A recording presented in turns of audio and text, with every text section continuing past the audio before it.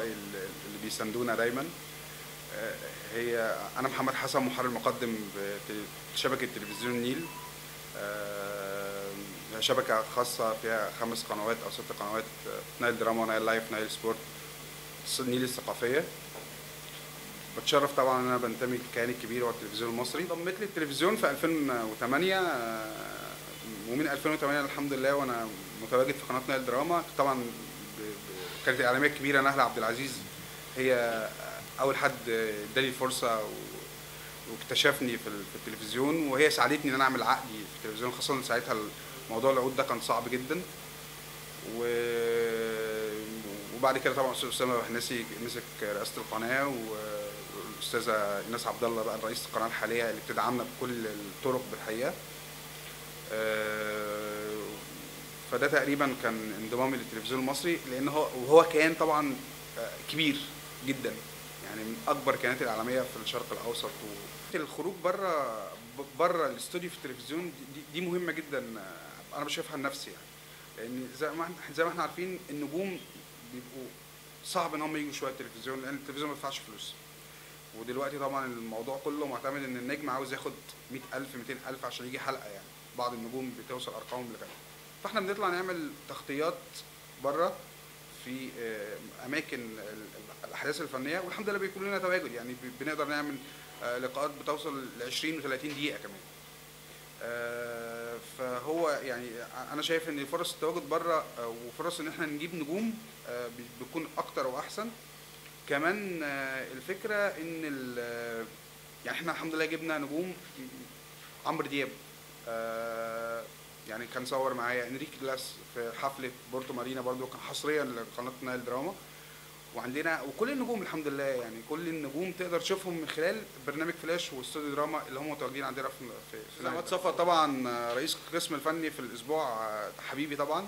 فكره الدعايه اللي حضرتك بتقول عليها دي موجوده في القنوات الخاصه، لكن التلفزيون المصري انا شايف ان هو اكبر بكتير من فكره ان هو يعمل دعايه لاي حد موجود فيه. هذا تلفزيون الناس، وكمان ما تقس بالناس اللي في القاهره والجيزه والمحافظات الاسكندريه. بص عن اهلنا في الصعيد، الناسنا في الصعيد هو لسه عندهم القناه الاولى والثانيه والقنوات اللي هي الارضيه اللي بتتذاع، القنوات النيل المتخصصه اللي هي على الارضي. مش كتير من الناس عندهم دشات، ومش كتير من الناس عندهم دش او بيتفرجوا على قنوات ثانيه. فالتلفزيون المصري هو اكبر من ان احنا نعمل دعايه. الشق الثاني انا بتقول ان انا بعمل دعايتي على صفحتي على الفيسبوك. اعتقد ان احنا كل ما بناخد لقاء بنبقى مبسوطين ان احنا سجلنا مع النجم كذا او النجمه الفلانيه او فبيكون في صوره، يعني انتظرونا في اللقاء الجاي. فالتلفزيون المصري مش بيبخل علينا باي حاجه، مش محتاجين ان احنا نعمل دعايه. وكمان حال البلد ما يسمحش، يعني انت عارف ان حال البلد اليومين دول يعني مش هيكون تركيزه ان هو يعمل لنا دعايه بفلوس والناس مش لاقيه تاكل مثلا، ولا الناس لا اللي تحتاجه البلد اولى. فكره الصوره انا بتصور مع النجم وهو حتى ماسك اللوجو بتاع نايل دراما، يعني ده مش دعايه ليا كمان، ده دعايه لقناتي. ان مثلا عمرو دياب وهو انا بتصور معاه وهو ماسك اللوجو، وائل جسار في مهرجان اسكندريه السينمائي، يعني حتى ما بيكونش الموضوع شخصي ليا، انا بيهمني ان قناتي تبقى في احسن شكل. يعني وائل جسار ماسك اللوجو بتاع القناه عندي، يعني نايل دراما. فالفكره ان فكره التصوير في حد ذاتها مش وحشه او مش عيب، او مش ان الفكره ان ده صاحبي او مش صاحبي. يعني طب في ناس صحابي كتير جدا نجوم ما بتصورش معاهم، فالفكره مش في ده صاحبي او ده مش صاحبي يعني. ابرز نجوم انت سجلت معاهم وتعتبرهم على نفس حياتك؟ لا طبعا انا سجلت الحمد لله مع نجوم كتار جدا جدا جدا، يعني ابرزهم طبعا لقائي مع النجم الكبير عمرو دياب. كمان عندنا لقاء مع النجم العالمي انريكي جلاس، ده كان حصري برضو لقناه نايل دراما في بورتو مارينا. ولا اظن بقى ان في نجم في مصر ما سجلتش معاه، يمكن نانسي عجرم بس اللي ما سجلتش معاها، ودي حاجه تزعل يعني.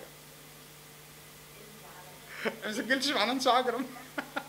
اتمنى ان انا ان شاء الله اصور معاها قريب. ايه طموحاتك؟ طموحاتي والله هي مش شخصيه، انا طموحاتي التلفزيون المصري يبقى هو رقم واحد ويرجع تاني يستعيد الرياده، لان احنا في منافسه شرسه جدا جدا جدا مع القنوات الخاصه اللي بتجيب فلوس كتيره قوي مش عارفين منين. تضحكي يا رب صح؟ مش طايلنا. لكن ان شاء الله يعني الجيل اللي موجود في التلفزيون المصري ده هو جيل اللي هيصنع رياده مره ثانيه للتلفزيون المصري. التلفزيون المصري دايما هيكون في المقدمه وده ان شاء الله وعد للشعب.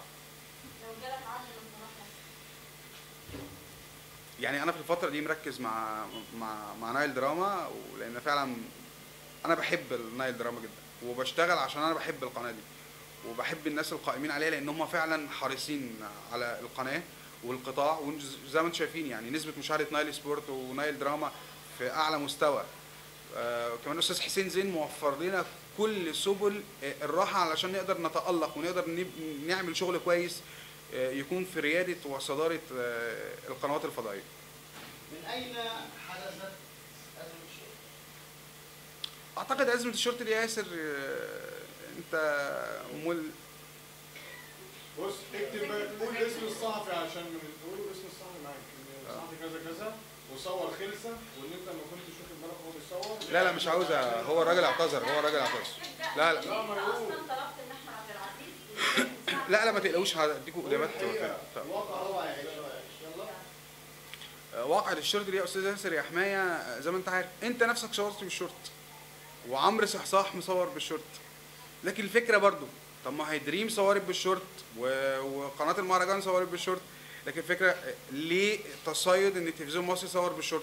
اولا انا كنت قوي الكادر ولم اظهر في فريم واحد في لقاء الفنان احمد عبد العزيز.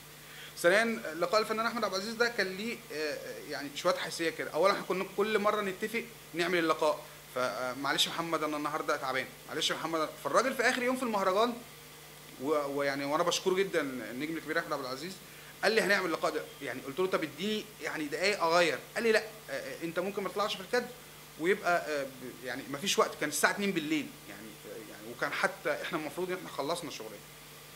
فالنجم الكبير طبعا مشكور احمد عبد العزيز، وانا بشكره جدا لان هو بيهتم بالمضمون ومش الموضوع. يعني المضمون بتاع القصه ايه، احنا بنقدم ايه، مش انا لابس ايه. انا كنت لابس شورت وهو ما اذاش حد ولا ظهر في التلفزيون زي ما قيل. انا ما ظهرتش في التلفزيون بالشورت ولا التلفزيون المصري يسمح ان حد يظهر بالشورت، رغم ان في قنوات كتيره جدا مذيعين بيطلعوا بالشورت. يعني الفكره ان دي مش موجوده عندنا في مصر.